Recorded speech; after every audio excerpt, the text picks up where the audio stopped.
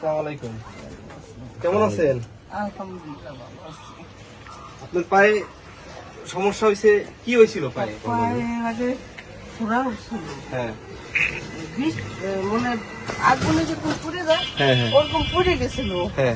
তারপরে চড়াই চড়াই প্রোগ্রাম এসে তারপর কাটিয়ে ফেলে গেছে। কয়টা নখ কাটছে? 4টে 5টা ধরেই মনে নাই, অর্ধেক কি নাই দাও। আচ্ছা আচ্ছা, এই যে পাটা দেখেন। এখন কি ডাক্তার কি বলছে? ডাক্তার বলছে আবার এই পাও আবার নিয়ে ওই গিরেতে কাটবা, গিরেতে কাটতে বলছে। গিরেতে কাটবা। তা নখ কাটার সময় ওরা বলে নাই যে নখ আপনার গিরেতে কাটতে হবে? না না না, এখন আবার গিরেতে কেন কাটতে হবে? হ্যাঁ মুরগা সমস্যা হয়েছে বলে। কোন কোন হসপিটালে সে কাটাইছিলেন? এটা গিরিশ হাসপাতালটা।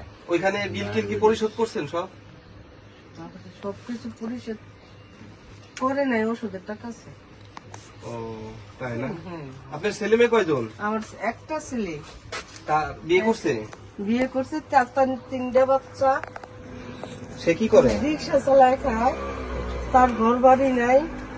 এখন আপনার এই পা কাটতে তো অনেক ব্যয়বহুল খরচ হয়ে যাবে। এখন আপনারা সাহায্য করবেন আমাকে। কোথা থেকে এই কাটতে কইছে? ঢাকা থেকে না ফরিদপুর থেকে? এখন এই জায়গা তারপরে কিছু বলে নাই, এই জায়গাতেই বলছে। টাকা পয়সার কথা কিছু বলছে? টাকা পয়সা কিছু বলে নাই।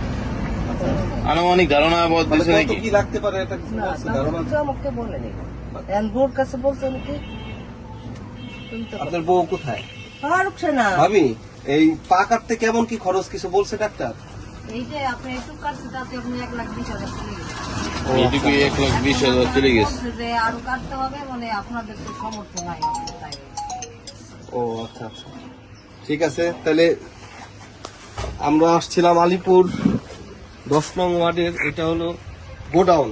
গোডাউনের পিছনে একটা ফাঁকা জায়গা, গোডাউনের পিছনে টোটাল একটা ফাঁকা জায়গা। এইখানে আমরা মোটামুটি বসত করে।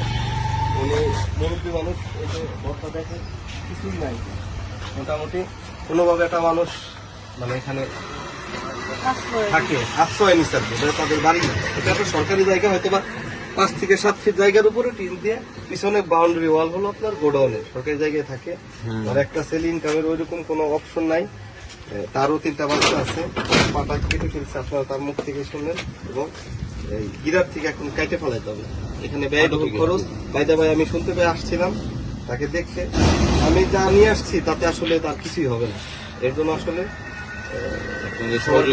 সহযোগিতার আবেদন করতেছি। যদি সম্ভব হয় আলিপুর 10 নম্বর গোডাউনের সাথে সে আশ্রয় নিয়ে থাকে, আর সে দেখে তাকে সহযোগিতা করে।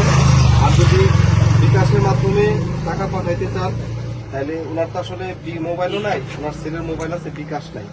আমার নাম্বারটা উপরে দেওয়া থাকবে, যদি কেউ মনে করেন যে তাকে আপনারা সহযোগিতা করবেন তাহলে তার ওই নাম্বারে পাঠিয়ে দিতে পারেন। ইনশাল্লাহ আমি তাকে পৌঁছে দেওয়ার ব্যবস্থা করব এবং পরবর্তী আপডেট আপনাদেরকে অবশ্যই জানাবো। খোদা হাফেজ, আসসালামু আলাইকুম।